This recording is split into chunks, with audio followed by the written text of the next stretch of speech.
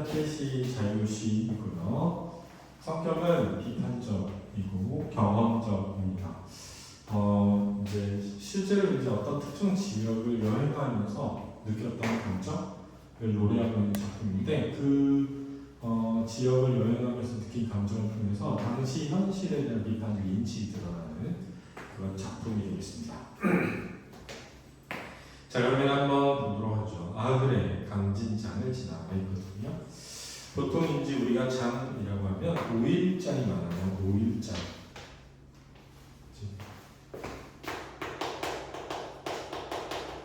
이 5일장이라는 건 5일 간격으로 열리는 장터인데 보통은 4일, 9일 이렇게 열려요.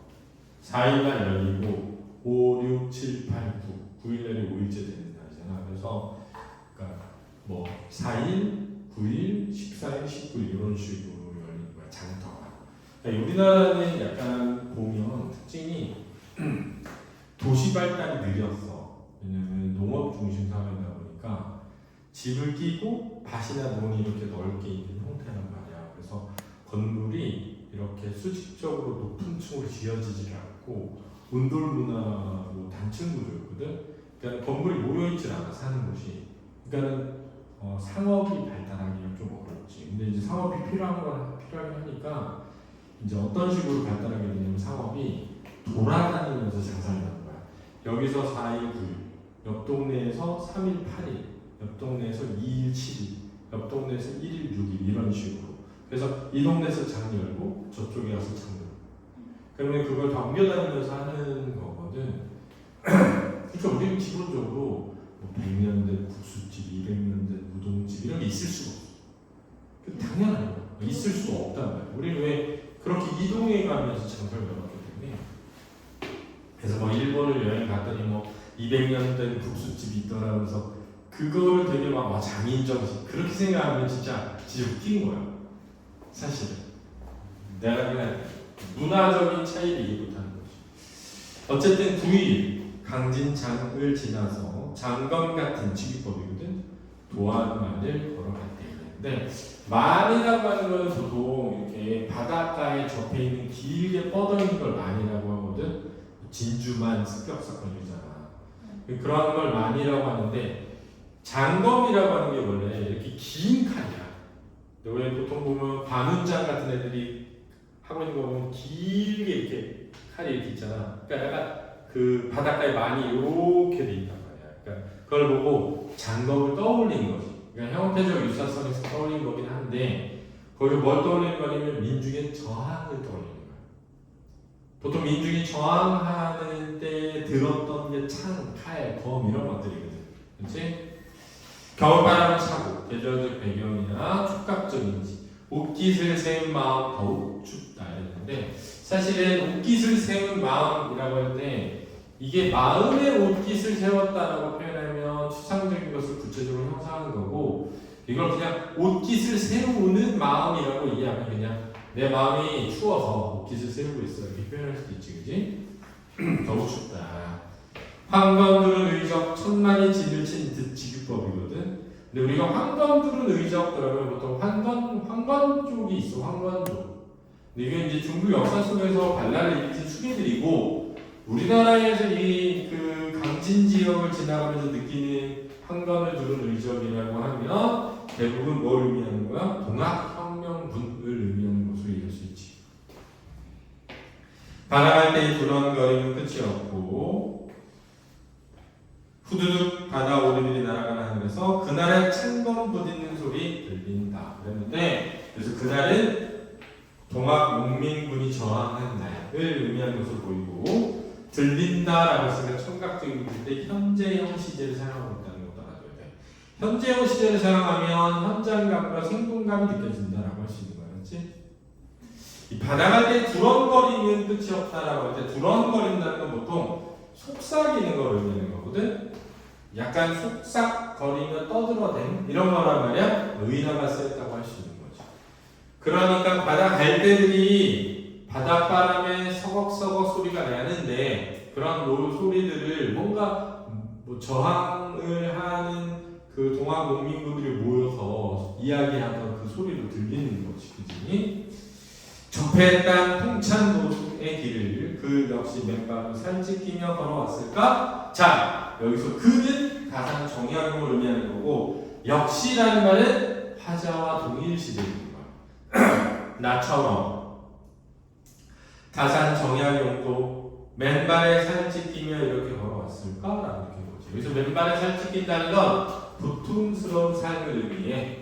고달프고 고통스러운 삶을 의미하는데 아마도 화자가 처한 현실이 고달프고 고통스러운 삶이 아닐까라고 떠올려 볼 수 있겠다. 알았지? 풍찬 노숙이라고 하는 건 바람을 맞고 이슬을 맞다. 그러면 잠을 자다. 이런 뜻이야. 풍찬 노숙이란 바람과 이슬을 맞으며 길에서 잠들다. 이게 풍찬 노숙이에요. 그렇죠? 적폐의 땅이라고 할 때 적폐라는 건 오랫동안 쌓인 잘못들이야. 오랫동안 쌓인 잘못이 남아있는 땅. 이렇게 이해할 수 있는 거지.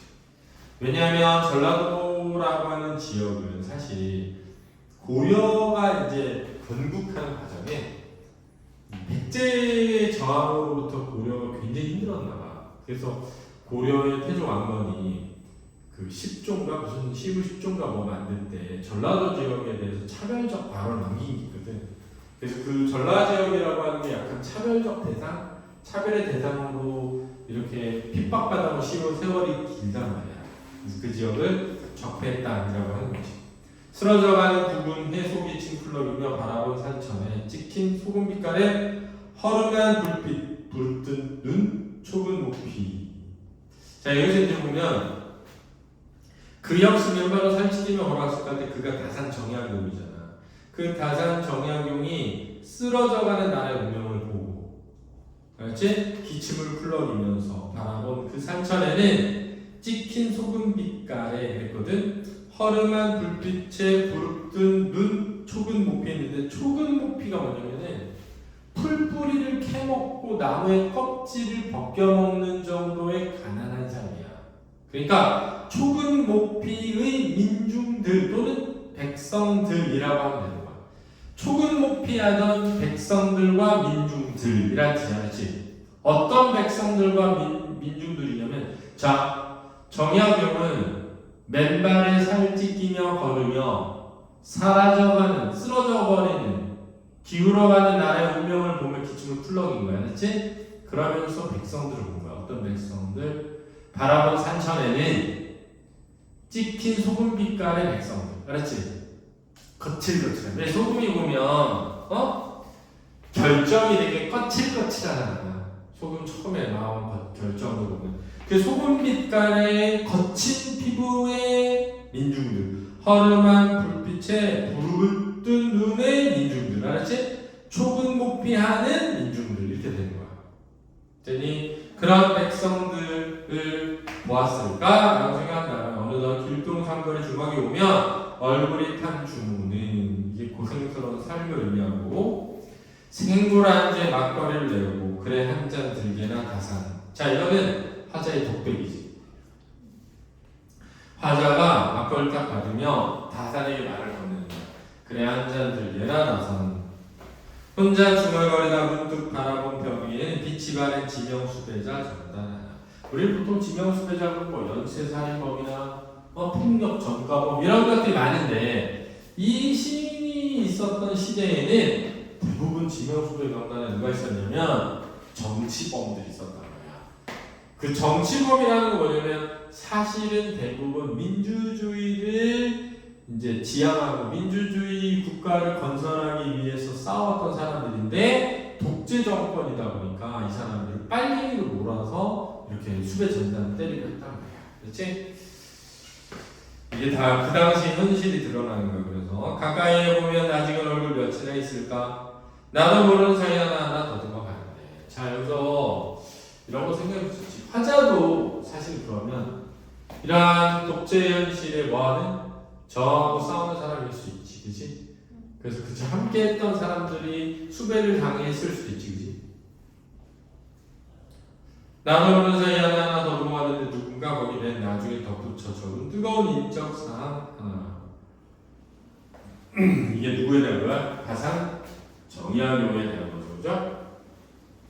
그래서 뜨거운 왜 뜨거운 거냐면 뜨겁게 살아오 정도의 뜻인 거예요. 열정적으로 살아오. 누구를 위해? 민중을 위해 뜨겁게 살아오. 이게 있는데 정단사는 1762년 경기 광주에서 태어났다고. 깡마른 얼굴에 날카로운 눈빛이 지닌 인적 외모에 대한 묘사지. 전직 암행어사 문민관이었고 김희시, 예절양 등의 애민을 방지한 유언비어 말고 민심을 흉흉하게 한 자생적 공산주의자 및 천주학의 수괴. 자 이게 이제 그죠? 사실은 다산 정약용이나 지금 이 시대의 민주주의를 추구하고 싸우는 사람이나 독재를 타도하려고 하는 사람이나 다 뭐다 똑같다라고 동일시하는 거죠. 바람 차갑고 바람 새 사이에 훗날 같은 눈발이 섞여치는데 자 암울한 시대의 현실을 상징하는 거죠. 암울한 시대의 현실을 상징한다. 1박에 하룻밤에 4,000원. 보통 요즘에 1박에 뭐지? 찜질방에 쓰는 사람은 17,000원인 것 같아요. 그지? 호텔은 5만 원을 하겠지. 그지? 뜨겁게 군부를 지펴진 주막방에 누워도 잠이 오지 않는다. 고뇌, 그치? 번뇌, 시대와 현실에 대한 고뇌와 번뇌, 갈등, 내적 갈등이야. 사람을 사랑하고 시대를 사랑하고 스스로 양심과 지식을 사랑하여 끝내는 쇠사슬을 묶이고 찢긴 누군가. 이게 바로 뭐니? 다산 정약용 또는 수배자 명단에 있는 사람들이지, 그지? 왜 이 신음소리가 문풍지에 부딪혔다. 청각점이지고 문풍지에 불어오는 바람소리를 이 사람이 신음소리로 느끼는 거지, 알지? 왜? 시대의 그런 암담한 현실을 뼈저리게 느끼고 있기 때문에. 이해되니? 네. 수고했습니다.